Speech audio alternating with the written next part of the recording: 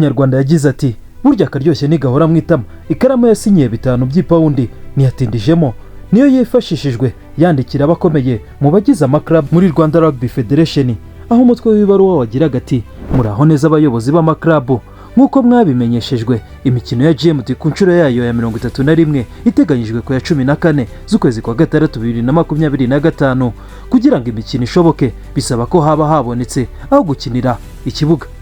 Kugeza ubu Minisiteri ya Siporo ntiraduha uburenganzira bwo gukoresha ikibuga Stade Mahoro kuri uwo munsi, ahubwo birashoboka ko amatariki yakwimurirwa kuri 21 z'ukwezi kwa gatandatu 2025.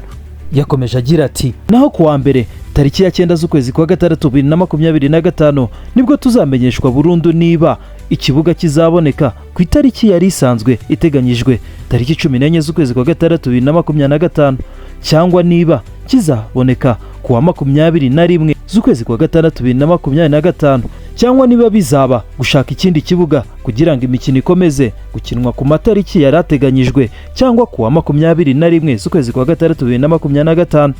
Yasoje agira ati turisegura ku mbogamizi zishobora guterwa n'izi mpinduka. Urabyumva ute, ubyakiye ute mu gihe tutarabona ikibuga GMT ishobora kuberaho kandi amatariki yegereje?